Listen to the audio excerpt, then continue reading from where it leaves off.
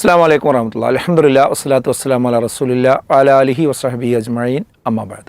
പ്രിയപ്പെട്ട സഹോദരങ്ങളെ, സുഹൃത്തുക്കളെ, ഒരു രക്ഷിതാവിൻ്റെ ഏറ്റവും വലിയ തകർച്ച എന്ന് പറയുന്നത് സാമ്പത്തികമായി ഉണ്ടാകുന്ന പ്രതിസന്ധിയല്ല, മറ്റെന്തെങ്കിലും രോഗമോ ബുദ്ധിമുട്ടുകളോ ഒന്നുമല്ല. അതൊക്കെ ഒരു വേള മറ്റൊരു നിലക്ക് പരിഹരിച്ചെടുക്കാൻ കഴിയും. മറിച്ച് താൻ വളർത്തിക്കൊണ്ടുവന്ന മക്കൾ തനിക്ക് എതിരാവുക എന്നതാണ്.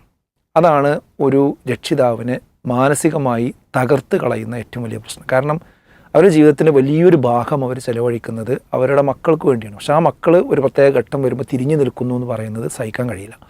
അതിലേറ്റവും പ്രധാനപ്പെട്ടത് മതപരമായൊരു പശ്ചാത്തലത്തിൽ നിന്ന് കുട്ടികൾ മാറിപ്പോകുന്നു എന്നതാണ്. അതായത് മതനിരാസത്തിൻ്റെ ലോകത്തിലേക്ക് പോയി മതപരമായ കാര്യങ്ങൾ യാതൊരു കണിശതയുമില്ലാതെ പോകുന്നൊരവസ്ഥ. അതിന്ന് ചില രക്ഷിതാക്കളെയൊക്കെ വലിയ പ്രയാസപ്പെടുത്തിക്കൊണ്ടിരിക്കുന്നുണ്ട്. അതിന് രണ്ട് കാരണങ്ങളാണ് ഇപ്പോൾ നമ്മുടെ മുമ്പിലും ഉണ്ടാകുന്നത്. ഒന്ന്, ഒട്ടും ചെറുപ്രായത്തിൽ മതവിദ്യാഭ്യാസം നൽകാത്തതുകൊണ്ട് ചില കുട്ടികൾ പിന്നീട് കോളേജുകളിലും ഹോസ്റ്റലുകളിലും ഒക്കെ എത്തുമ്പോൾ തെറ്റായ ചില ആശയങ്ങളിൽ അകപ്പെട്ടു പോവുകയും അങ്ങനെ മതത്തിൽ നിന്ന് അകന്നു പോവുകയും ചെയ്യുന്നൊരു സാഹചര്യമുണ്ട്.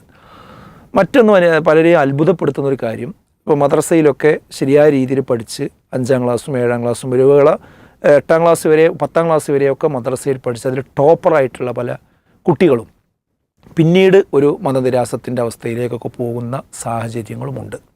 എന്താണ് ഇവിടെ സംഭവിക്കുന്നത്? ഇവിടെ നമ്മൾ മനസ്സിലാക്കേണ്ട ഒരു കാര്യം എന്താ വെച്ചാൽ, ഇസ്ലാമിൻ്റെ അടിത്തറകൾ അവരുടെ ചെറുപ്രായത്തിൽ കൊടുത്താൽ അവരുടെ മനസ്സിലത് തങ്ങി നിൽക്കും, ശരിയാണ്.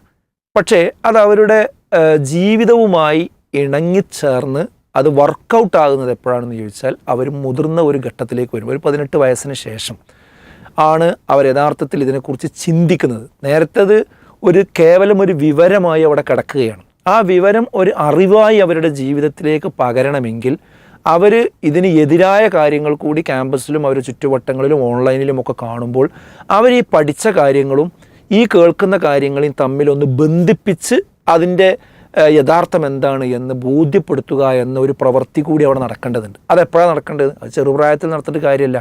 ആ മദ്രസയിൽ പഠിച്ച ആ പ്രാഥമിക പാഠങ്ങളെ തൻ്റെ ചുറ്റുമുള്ള വെല്ലുവിളികൾക്ക് നടുവിൽ എങ്ങനെ പ്രയോജനപ്പെടുത്തണം എന്നതുകൂടി അവർക്ക് ബോധ്യപ്പെടുത്തി കൊടുക്കേണ്ട, ഉദാഹരണ സഹിതം ബോധ്യപ്പെടുത്തണം. അതുകൊണ്ട് അതിന് ഒരു തുടർ മതപഠനം എന്നത് വളരെ പ്രധാനപ്പെട്ട കാര്യമാണ്. അതിനൊരു അവസരമില്ല. കാരണം ഈ കുട്ടികൾ ഒരു 8ാം ക്ലാസ് 10ാം ക്ലാസ് കഴിയുന്നതോടുകൂടി ഭയങ്കര തിരക്കിലേക്കാണ് ഈ കുട്ടികൾ പലപ്പോഴും പോയിക്കൊണ്ടിരിക്കുന്നത്.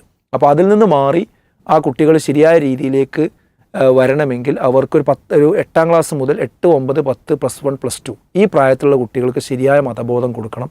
അതിനുവേണ്ടിയാണ് wisdom students continuing religious education എന്ന പേരിൽ CRE എന്ന പേരിൽ ഒരു പ്രത്യേക പഠന പദ്ധതി തയ്യാറാക്കിയിട്ടുള്ളത്. അത് ആഴ്ചയിലൊരിക്കലാണ് ഉണ്ടാകുക. എല്ലാ യൂണിറ്റുകളിലും ശാഖാ കേന്ദ്രങ്ങളിലും ഉണ്ടാവും. അതുകൊണ്ട് രക്ഷിതാക്കളും ഇത് കേൾക്കുന്ന കുട്ടികളും നിങ്ങളുടെ തൊട്ടടുത്ത് ഈ ക്ലാസ്സുകൾ ഉണ്ടാവും. ആ ക്ലാസ് ഈ ജൂൺ 15-ാം തീയതിയോടുകൂടി കേരളത്തിൽ മൊത്തത്തിൽ ആരംഭിക്കാൻ പോവുകയാണ്. അപ്പോൾ പെരിന്തൽമണ്ണ കോൺഫറൻസിൽ പങ്കെടുത്ത ആ കുട്ടികൾ പ്രത്യേകം ശ്രദ്ധിക്കുക. നിങ്ങൾക്ക് അതിൻ്റെ ഒരു തുടർ പഠന പദ്ധതിയായിട്ട് ഇതിൽ ചേരാൻ സാധിക്കും. അള്ളാഹു അനുഗ്രഹിക്കുമാറാകട്ടെ. അസ്സലാമു അലൈക്കും വറഹ്മത്തുള്ളാഹി.